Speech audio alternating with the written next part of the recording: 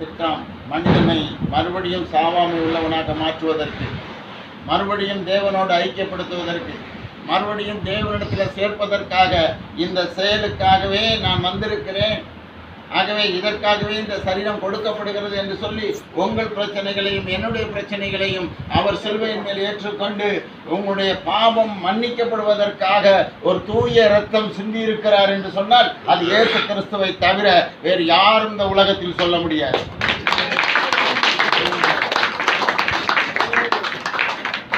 இயேசு கிறிஸ்துவனுடைய இரத்தம் மாத்திரமே உங்களை கழுவவும் உங்களுடைய இருக்கிற அசுத்தத்தையும் நீக்க முடியும். வேறு எந்த இரத்தத்தினாலும் என்ன செய்ய முடியாது.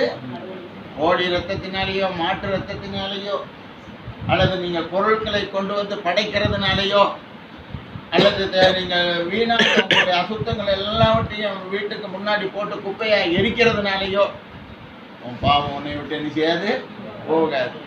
உன்னுடைய பாவம் உன் அக்கிரமம் கட்டப்பட்டிருக்கிறது. அந்த அக்கிரமம் கட்டப்பட்டிருக்கிறத அப்படியே நீக்க வேண்டுமானால் அது யார் நீக்க வேண்டும்? தேவன் ஒருவர் மாத்திரமே உன்னை விட்டு நீக்க வேண்டும். வேறு யாராலையும் நிச்சய முடியாது. அந்த அக்கிரமம் நீக்கப்படாது. அப்போ தேவன் உன் அக்கிரமத்தை நீக்கினார். உனக்கு ஒரு லா அண்ட் ஆர்டரின்படி, சட்டத்தின்படி நீ 2 விஷயங்களை பெற்றுக்கொள்ள முடியும். ஒன்று, உன்னுடைய ஆயுசு தீர்க்காயுசாக அமையும். இன்னொன்று, தேவன் எப்படி சாவாமை உள்ளவராக இருக்கிறாரோ அப்படியே நீயும் சாவாமை உள்ளவராக என்ன செய்ய முடியும். மரணம் வரும், ஆனால் மறுபடியும் நீங்கள் என்ன செய்வீர்கள், உயிரோடு எழும்புவீர்கள். அதற்குத்தான் அடையாளமாக இயேசு அந்த வேலையை செய்து முடித்தார். அதற்கு அடையாளமாக ஒரு வீடு இருந்தது. அந்த வீட்டில் 3 பேர் இருந்தார்கள். அப்பா அம்மா கிடையாது. 2 சகோதரிகள். ஒருவன் பேர் லாசர். மற்ற இன்னொரு அம்மாவுடைய பேர் என்னது, மரியாள். அவனுடைய அக்கா பேர் மார்த்தாள். இந்த 3 பேர் வீட்டில் 3 பேரும் அண்ணன் தம்பி கூட பிறந்தவனிடத்துல ரொம்ப அன்பாக இருந்தாங்க.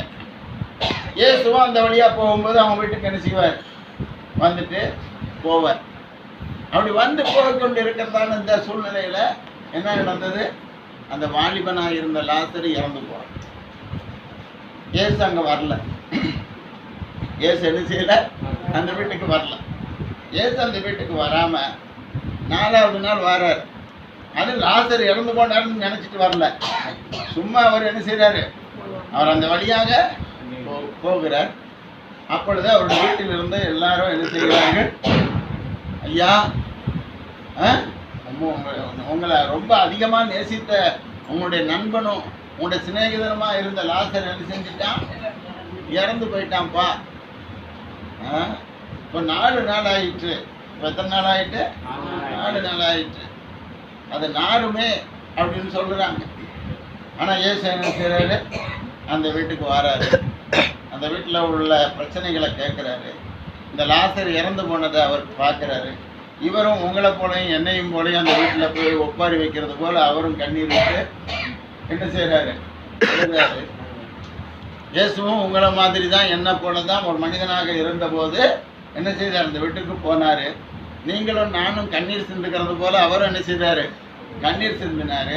நம்ம கண்ணீரை துடைத்து ஆறுதல் படுத்தி இனிமேல் அவ்வளோதான் ஐயா முடிஞ்சிருச்சு, நீ ஆறுதலாக இரு, வேறு வழி இல்லை அப்படின்னு சொல்லிட்டு வந்துடுவோம் நம்ம. ஆனால் இயேசு அங்கே அப்படி சொல்லலை. இயேசு என்ன செய்தார், அவனை வைத்த இடம் எங்கேன்னு கேட்டார். அவனை வைத்த இடம் எங்கே, அவனை எந்த கல்லறையில் வைத்திருக்கிறீங்க, அந்த கல்லறைக்கு என்னை கொண்டு போங்கன்னு சொன்னார். அந்த கல்லறைக்கு அவர் போனார்.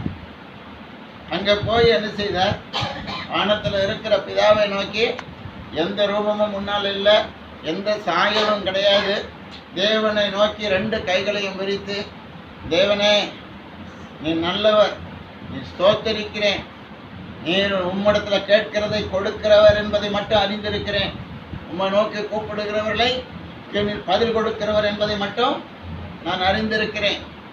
ஆகவே நீர் இப்பொழுது என்ன செய்யும், எனக்கு செவி கொடும், நான் ஏறெடுக்கிற ஜெபத்துக்கு என்ன செய்யும், செவி கொடும் என்று அந்த இடத்துல நின்று ஒரு ஜெபம், சிறிய ஜெபத்தை என்ன செய்கிறார், ஏறெடுக்கிறார். அங்கே பார்க்கும்போது கல்லறையில் யார் இருக்கா, நாறிக்கொண்டிருக்கதான ஒரு செத்த சரீரம் லாசரு. அவனுக்கு முன்பாக ஒரு கல் வைக்கப்பட்டிருக்கிறது.